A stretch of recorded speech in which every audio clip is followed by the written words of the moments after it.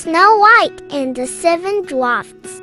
Once upon a time, long, long ago, a king and queen ruled over a distant land. The queen was kind and lovely, and all the people of the realm adored her. The only sadness in the queen's life was that she wished for a child but did not have one. One winter day, the queen was doing needlework while gazing out her ebony window at the new fallen snow. A bird flew by the window, startling the queen, and she pricked her finger. A single drop of blood fell on the snow outside her window. As she looked at the blood on the snow, she said to herself, "Oh, how I wish that I had a daughter that had skin as white as snow, lips as red as blood, and hair as black as ebony." Soon after that, the kind queen got her wish when she gave birth to a baby girl who had skin white as snow, lips red as blood, and hair black as ebony. They named the baby Princess Snow White. But sadly, the queen died after giving birth to Snow White. Soon after, the king married a new woman who was beautiful, but as well proud and cruel.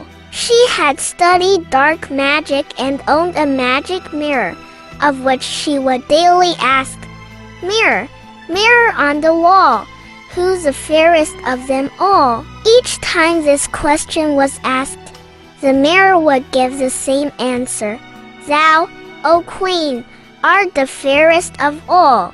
This pleased the queen greatly, as she knew that her magical mirror could speak nothing but the truth. One morning when the queen asked, "Mirror, mirror on the wall, who's the fairest of them all?" she was shocked when it answered, "You, my queen, are fair. It is true, but Snow White is even fairer than you." The queen flew into a jealous rage and ordered her huntsman to take Snow White into the woods to be killed. She demanded that the huntsman return with Snow White's heart as proof. The poor huntsman took Snow White into the forest, but found himself unable to kill the girl. Instead, he let her go and brought the queen the heart of a wild boar. Snow White was now all alone in the great forest, and she did not know what to do. The trees seemed to whisper to each other, scaring Snow White, who began to run. She ran over sharp stones and through thorns, and just as evening was about to fall, she saw a little house and went inside in order to rest.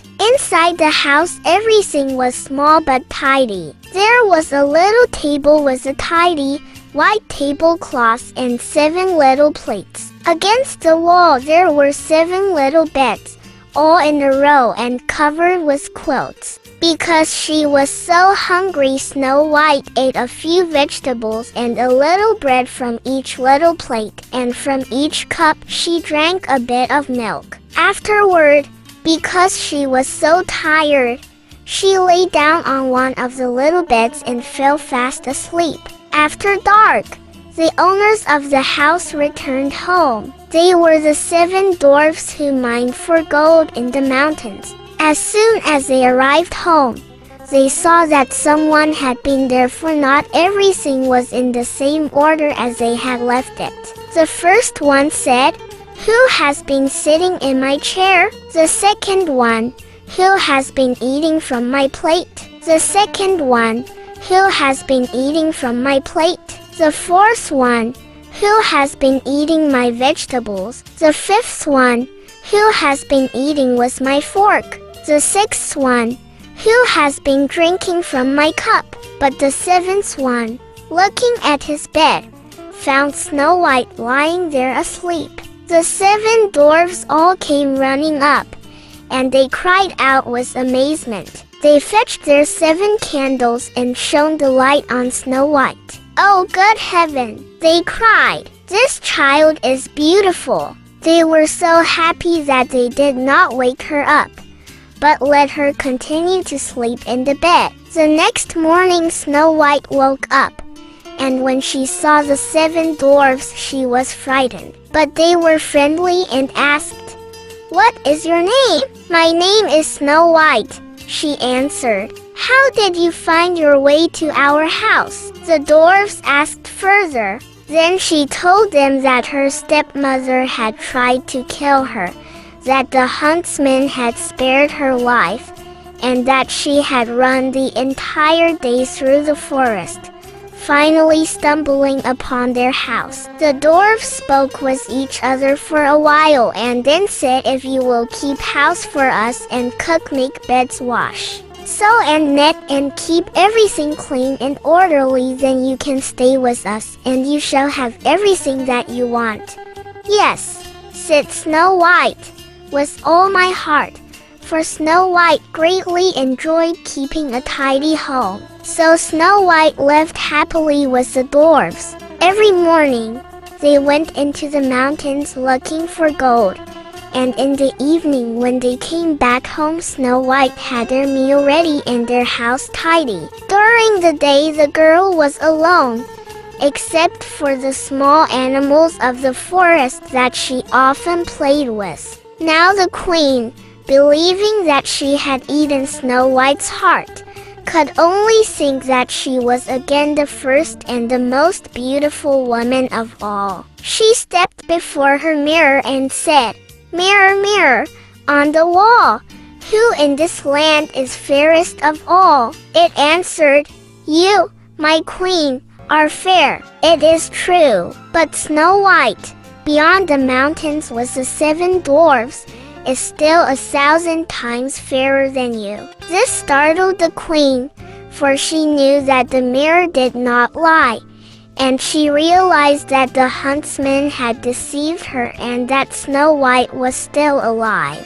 Then she thought, and thought again, how she could rid herself of Snow White, for as long as she was not the most beautiful woman in the entire land, her jealousy would give her no rest. At last she thought of something. She went into her most secret room. No one else was allowed inside, and she made a poisoned apple. From the outside it was beautiful, and anyone who saw it would want it. But anyone who might eat a little piece of it would die. Coloring her face, she disguised herself as an old peddler woman, so that no one would recognize her, traveled to the dwarf's house and knocked on the door. Snow White put her head out of the window and said, "I must not let anyone in. The 7 dwarfs have forbidden me to do so." "That is all right with me," answered the peddler woman. "I'll easily get rid of my apples. Here, I will give you one of them." "No," said Snow White, "I cannot accept anything from strangers." "Are you afraid of poison?" asked the old woman. "Look, I will cut the apple in 2. You eat half and I shall eat half." Now the apple had been so artfully made that only the one half was poisoned. Snow White longed for the beautiful apple, and when she saw that the peddler woman was eating part of it, she could no longer resist, and she stuck her hand out and took the poisoned half. She barely had a bite in her mouth when she fell to the ground dead. The queen looked at her with an evil stare, laughed loudly, and said, "White as snow, red as blood, black as ebony wood, the dwarfs shall never awaken you." Back at home, she asked her mirror, "Mirror, mirror, on the wall, who in this land is fairest of all?" It finally answered, "You, my queen, are fairest of all." Then her cruel and jealous heart was at rest, as well as a cruel and jealous heart can be at rest. When the dwarfs came home that evening, they found Snow White lying on the ground. She was not breathing at all. She was dead. They lifted her up and looked at her longingly. They talked to her, shook her, and wept over her.